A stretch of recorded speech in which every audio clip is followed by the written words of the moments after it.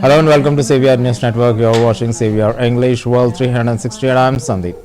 At a press briefing in the Dominican Republic, Secretary of State Marco Rubio was asked about what employees in US aid should do.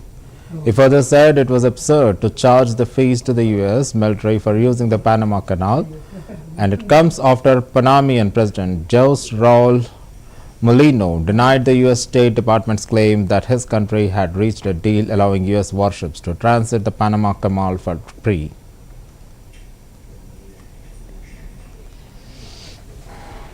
Thank you, Mr. Secretary, Mr. President. Michael Crowley with the New York Times. Mr. Secretary, there's some confusion today about American diplomacy with Panama. Al, as you must be aware, wondering if you could clarify for us. As you surely know, after the State Department announced last night that Panama had supposedly agreed to waive fees for U.S. government vessels transiting the canal, the Panama Canal Authority quickly denied this, and today President Molino, who seems rather upset, called the State Department statement on this lies and falsehoods. Can you tell us your understanding of how we reached this point of confusion and where you understand the situation to be right now? Is there an agreement? What's the point of confusion here? And on USAID, if I may quickly, we are hearing from employees abroad who are confused, anxious, and in some cases actually panicked about the order to return within 30 days. There's not that much time to uproot and relocate from a foreign country. Do you plan on offering these employees any more guidance on this process? And in particular, are you able to say whether people can serve out their administrative leave in their mission country, or are they required to return home even if they're not using government resources? And Mr. President, please, you said that the leadership of the U.S. is fundamental and there is no substitute in finding some sort of a solution for Haiti. The president of Haiti's Transitional Council seems very concerned about this, said a couple of weeks ago he believes that President Trump does not care about Haiti and that the Trump administration's policies will be a catastrophe for his country. Can you just give us a sense of your confidence level that the Trump administration will follow through and exercise the sort of leadership role you described? Thank you. What was your, let me answer the first two because I think they were for me. What was the first one again? I apologize. And the state of the diplomacy, what led to the confusion and where things stand now, And then please. the second one was USAID. Okay. Yes, please. Thanks. I'm not confused about Panama. We had conversations. I felt there were strong first steps. We have expectations we made clear in those conversations. I respect very much that Panama has a process. They're a democratically elected government. They have rules. They have laws. They're going to follow their process. But our expectations remain the same. In particular on that, I would just say that the United States has a treaty obligation to protect the Panama Canal if it comes under attack. That treaty obligation would have to be enforced by the armed forces of the United States, particularly the U.S. Navy. I find it absurd that we would have to pay fees to transit a zone that we are obligated to protect in a time of conflict. Those are our expectations. They were clear. They were clearly understood in those conversations. But I respect very much the fact that Panama has a process of laws, procedures that they need to follow as it relates to the Panamanian Canal authorities. We'll allow them to work through those processes. We intend to make it amicable the way our visits were. As far as the USAID, a couple points. The goal of our endeavor has always been to identify programs that work and continue them, and to identify programs that are not aligned with our national. A second federal judge in 2 days has blocked President Donald Trump's effort to end birthright citizenship for the children of parents who are in the U.S. illegally, decrying what he described as the administration's attempt to ignore the Constitution for political gain. U.S. District Judge John C. Coffernor in Seattle on Thursday put Trump's order on hold for the duration of lawsuits brought by 4 states and an immigration rights group challenging it. His ruling followed one by a federal judge in Maryland and a separate but similar case involving immigrants' rights and groups and pregnant women whose soon-to-born children could be affected. I'm Greg Gassar. I'm proud to be chair of the Congressional Progressive Caucus, and today we're here to say with one voice, fire Elon Musk. An unelected, unaccountable billionaire. I'm Greg Gassar. I'm proud to be chair of the Congressional Progressive Caucus, and today we're here to say with one voice, fire Elon Musk. An unelected, unaccountable billionaire now has seemingly unlimited powers over Americans' private data and over Americans' taxpayer dollars. In the last week alone, Elon Musk has It is a pleasure to be here again outside of this courthouse where once again the U.S. Constitution was defended, where the rule of law was defended, and we reaffirmed what it means to be an American in this country. We have a president who must abide by the laws, and if they want to amend the Constitution, there is a process by which to do that. But as of today, we're back to the status quo that we've had in this country for 150 years, that you are an American if you are born on U.S. soil. So I'm really thrilled with the court's reaffirmance of that today. Well, this case will proceed, and now the preliminary injunction that we have is the law of the land. Once again, the United States government cannot take any action to enforce or implement the executive order that was issued by the president, and we will see what next steps the United States tries to take. But for now, the law remains, and we'll be subject to the court's further rulings. And we have great colleagues across this country and another coalition of Democratic Attorney Generals bringing a case in the District of Massachusetts, and those cases will continue to proceed, and that is appropriate when we have big, immense challenges. And what we're facing right now in this country is a Trump administration moving 100 miles an hour in 100 different areas and on a daily basis breaking the law, violating the United States Constitution. And that is, I think, a reinforcement from my perspective why it's so important to have multiple cases being brought across this country to make sure that we are responding with the same urgency that we're seeing. Members of the Congressional Progressive Caucus said that Thursday morning press conference that it is time to fire Elon Musk after he had the Department of Government Efficiency (DOGE) recent efforts to overhaul the federal government. President Donald Trump announced shortly after the 2024 presidential election that Musk would lead DOGE to review the federal government's finances. Members of the caucus said during the press conference that Musk will take the money away from the schools, healthcare programs, social security, and even other programs too. I'm Greg Gassar. I'm proud to be chair of the Congressional Progressive Caucus, and today we're here to say with one voice, fire Elon Musk.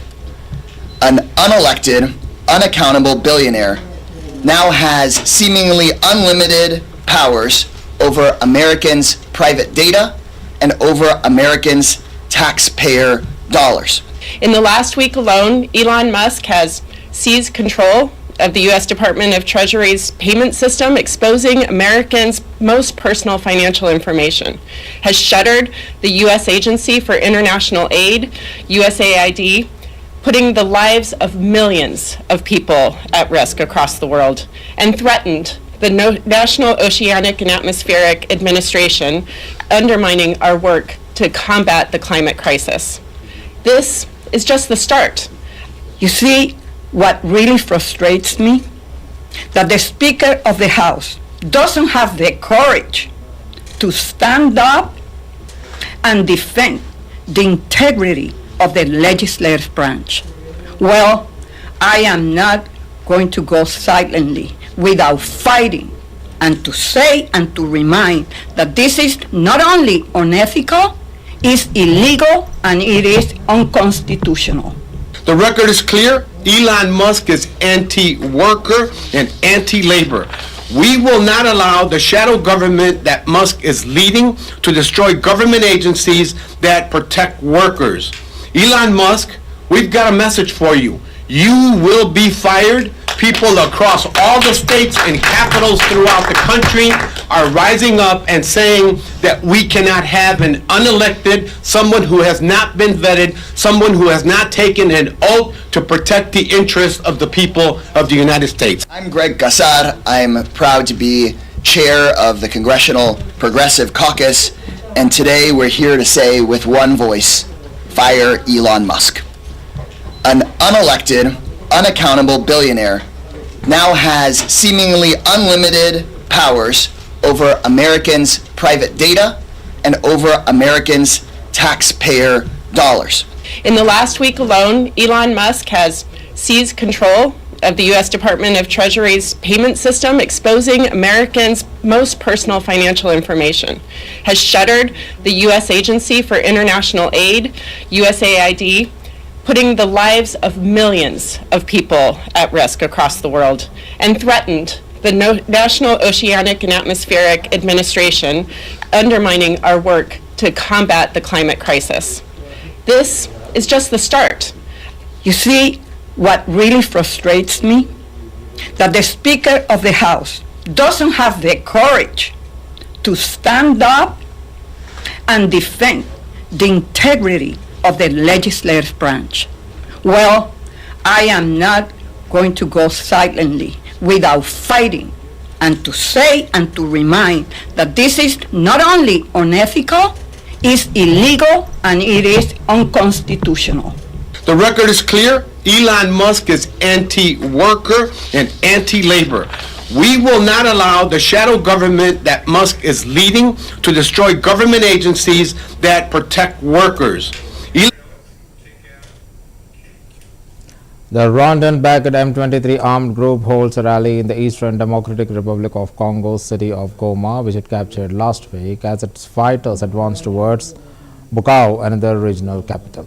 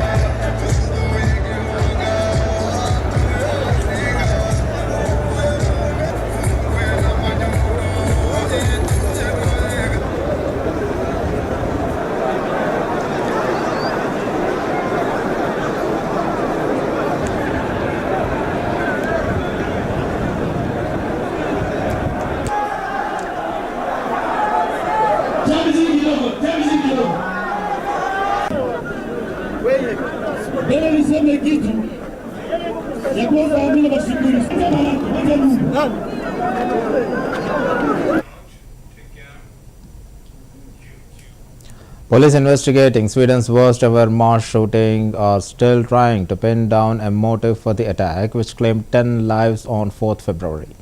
The killing spree unfolded at an adult education center in the town of Örebro, west of Stockholm, that reportedly offered Swedish classes to migrants.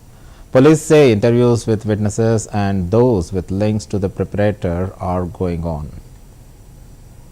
För det kommer ta för lång tid. utan vi går på enskilda intervjuer direkt kommun någonstans ute i korridoren. Och när ni är klara så vädjar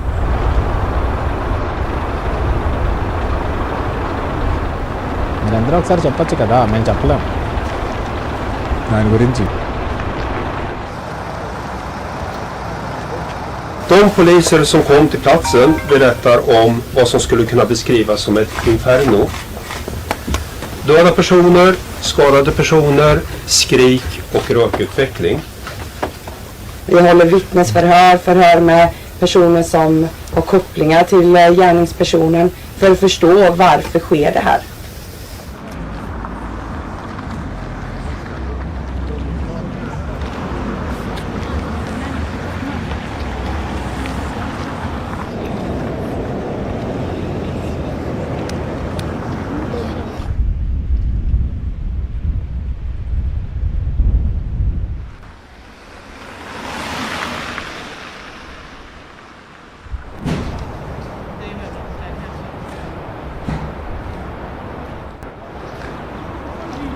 I was extremely concerned when we got the first information and then realized that this might be much worse than ever seen before in Sweden. And of course we have been in very close contact with the police ever since, and we are still. So the most important thing right now is to let the police have the ability to work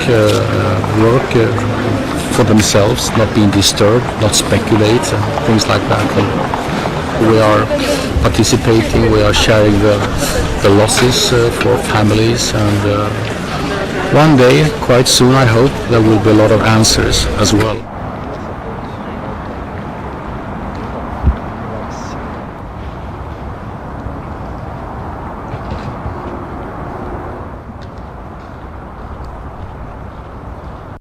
för det kommer ta för lång tid, utan vi går på enskilda intervjuer direkt kommun någonstans ute i korridoren. Och när ni är klara så vädjar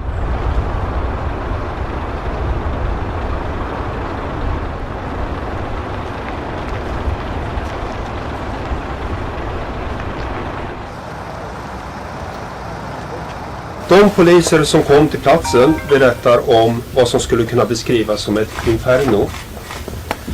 Döda personer, skadade personer, skrik och rökutveckling.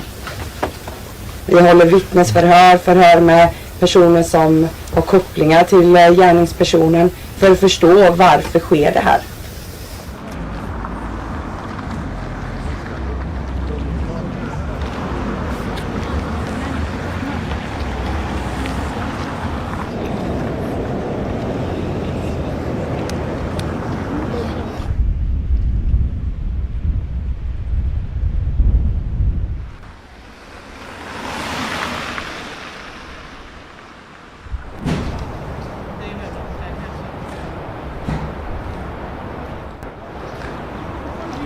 I was extremely concerned when we got the first information and then realized that this might be much worse than ever seen before in Sweden. And of course we have been in very close contact with the police ever since, and we are still. So the most important thing right now is to let the police have the ability to work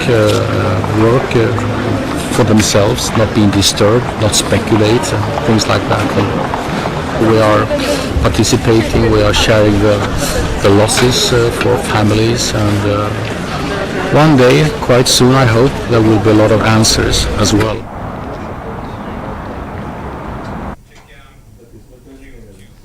The former interpreter for baseball star Shohei Ohtani was sentenced Thursday to nearly 5 years in prison for bank and tax fraud after he stole nearly $17 million from the Los Angeles Dodgers player's bank account. Ipei Mizuara, who was supposed to bridge the gap between the Japanese athlete and his English-speaking teammates and fans, was sentenced in federal court in Santa Ana to 4 years and 9 months after pleading guilty last year. He was ordered Thursday to pay $18 million in restitution, with nearly $17 million going on the Ohtani and the remainder to the IRS. He was also sentenced to 3 years supervised release on top of the prison sentence and ordered to surrender the authorities by March 24th.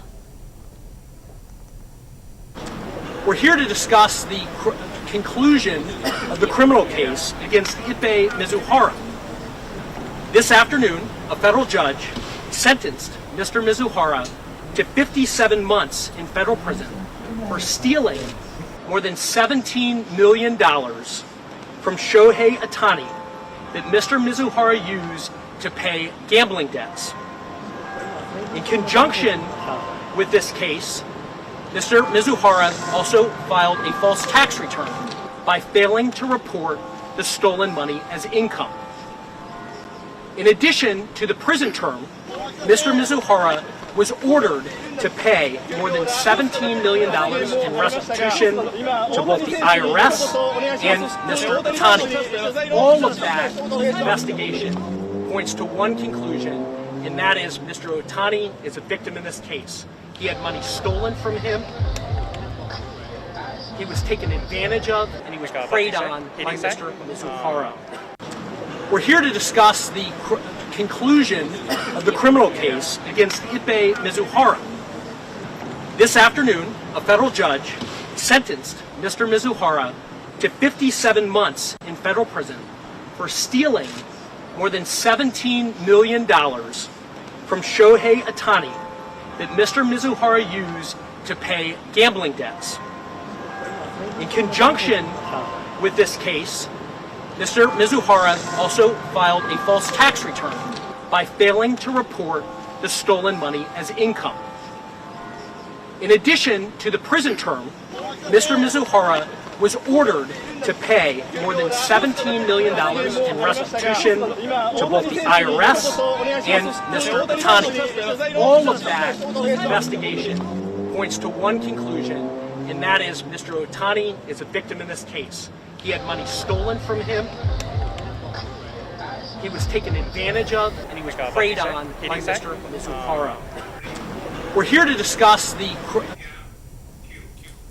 US President Donald Trump said on Thursday he would create a White House faith office and direct Attorney General Barbed to lead a task force on eradicating what he called anti-Christian bias within the federal government. He said he would sign an executive order later on Thursday appointing Bondi to be the head of the task force, brand new, to eradicate anti-Christian bias. He did not give examples of anti-Christian bias.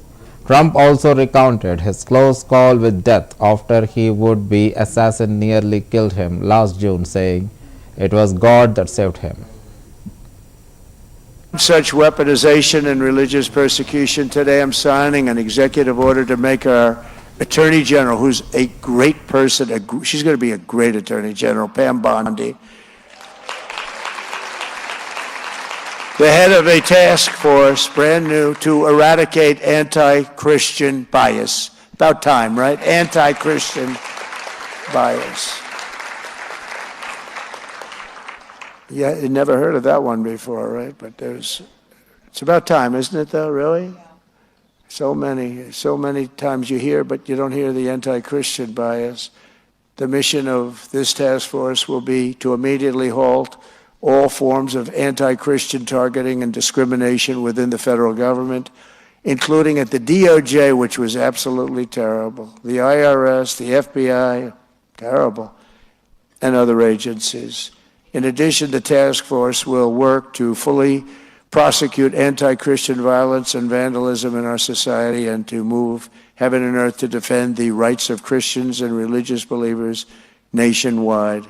You've never had that before, but this is a very powerful document I'm signing. You got it now. First time you've had it. If we don't have religious liberty, then we don't have a free country. We probably don't even have a country. But I'm announcing that I will be creating a brand new presidential commission on religious liberty. It's going to be a very big deal. Hundreds of people attend a protest near Egypt's border with Gaza on Friday against a plan floated by US President Donald Trump to move Palestinians from the territory to Egypt and Jordan.